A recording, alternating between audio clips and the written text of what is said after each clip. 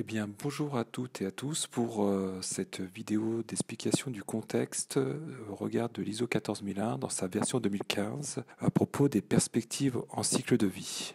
La nouvelle version, publiée en 2015 de la norme ISO 14001, introduit de profonds changements dans l'élaboration d'un système de management environnemental. La notion de perspective cycle de vie est introduite, seulement peut-être encore au chapitre 2, bien qu'elle soit en fait transversale à l'ensemble du système de management de l'environnement. De fait, finalement, le domaine d'application du système de management de l'environnement s'élargit avec cette perspective du cycle de vie. Aujourd'hui, le Polyco-Conception donne ici sa vision, sa compréhension des changements de cette nouvelle norme qu'elle a travaillé au sein du réseau européen ENEC pour voir comment on peut introduire l'éco-conception comme un facteur en fait, de performance de ces systèmes de management environnementaux. Je me nomme Samuel Mayer, donc je suis le directeur du pôle éco-conception et management du cycle de vie, qui est une association d'industriels qui vise à la promotion et diffusion des meilleures pratiques en développement de produits ou services intégrant les aspects environnementaux. Et j'œuvre et travaille activement en tant qu'animateur du groupe de travail éco-conception à l'AFNOR.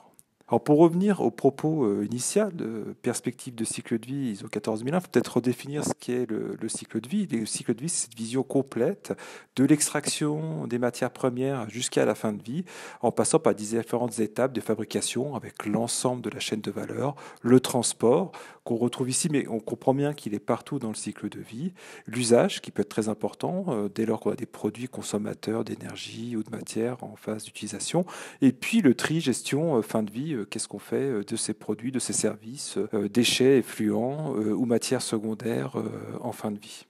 Quand on regarde un petit peu ce qui change, les changements clés finalement dans la nouvelle norme ISO 14001, ils sont de 4 ordres. Sur l'ordre du contexte, du risque et des opportunités, il y a une notion de leadership et puis des notions de performance. Tout ça est lié par ce qui nous semble vraiment important, transverse à perspective cycle de vie, avec toujours une volonté d'amélioration continue, c'est-à-dire d'amélioration des aspects environnementaux.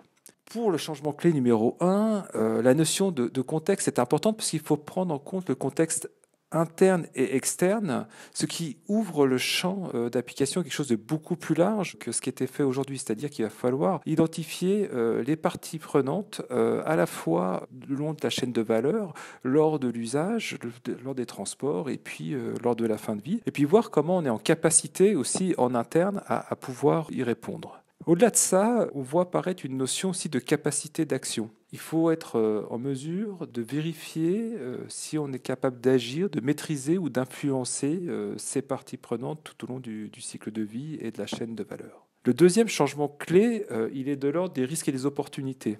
Si jusqu'à présent, beaucoup de systèmes de management de l'environnement étaient liés à l'analyse des risques et comment on y pallie, le gros changement aujourd'hui, c'est de ramener l'environnement dans un facteur de performance global pour l'entreprise avec une vraie vision d'opportunité. Donc l'organisation doit évaluer ces risques et ces opportunités, non seulement au regard de ses obligations de conformité, mais aussi sur sa performance environnementale, son image et sa compétitivité. Ainsi, le management environnemental est remonté dans les priorités au niveau stratégique de l'entreprise. Ce qui finalement fait le lien avec le changement clé numéro 3 qui est sur le leadership. En remontant la stratégie environnementale au cœur de la stratégie de l'organisme, la norme demande une application et un engagement fort de l'équipe dirigeante avec une leadership, une communication adaptée et souvent la mise en place d'une équipe projet dédiée. Tout ça, et j'en ai un peu parlé, est lié à cet aspect de performance globale des organisations. Elles doivent faire la preuve qu'elles ont dans une démarche d'amélioration continue dans le cadre de l'environnement,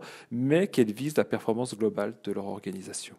Si la norme ne parle pas d'éco-conception en tant que telle, on parle toujours de perspective cycle de vie. Dès lors qu'on va intégrer la perspective cycle de vie de manière globale et qu'on va faire une amélioration continue, on peut imaginer que certaines entreprises aient pour objectif finalement de réaliser des projets d'éco-conception. L'éco-conception, c'est une démarche croisée du développement de produits ou services et de conception qui vise à améliorer la performance environnementale de l'offre produit-service tout au long du cycle de vie. Donc on est bien en rapport avec la perspective cycle de vie. Plus l'approche est intégrée dans les activités habituelles de l'organisme, plus les bénéfices sont grands à en tirer. C'est-à-dire que plus on remonte l'aspect environnemental dès l'identification du projet, dès les premières phases de design marketing, plus on sera performant. La perspective cycle de vie concerne toute la mise en œuvre du système de management environnemental. Elle mène logiquement à une démarche d'éco-conception dans le cadre d'amélioration continue. Alors, en résumé, finalement, de quoi on parle aujourd'hui? On parle d'un modèle itératif, PDCA, Plan Do Check Act, qui est à la base du système de management environnemental. Connaître et comprendre le cycle de vie des produits et services issus de l'activité de l'organisme amène à une réflexion en boucle, améliorant le profit environnemental. La démarche d'éco-conception est ainsi enclenchée, correspondant à celle de l'amélioration continue et ouvrant un plus large spectre d'amélioration. Donc on a bien un aller-retour entre l'engagement en termes environnemental, la mise en œuvre par l'éco-conception et les objectifs que nous devons atteindre. Alors pour permettre la mise en place de tout ça, il n'est pas nécessaire de mettre en place par exemple des analyses de cycle de vie au sens de l'ISO 14040, mais nous proposons, nous, un processus en 4 étapes, une étape de définition de la portée du système de management de l'environnement, comment on assure le leadership, la mise en place des projets d'éco-conception et l'évaluation de la performance.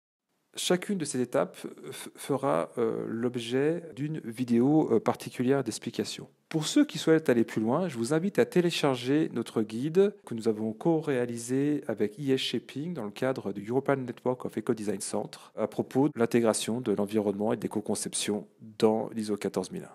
Je vous remercie, à bientôt.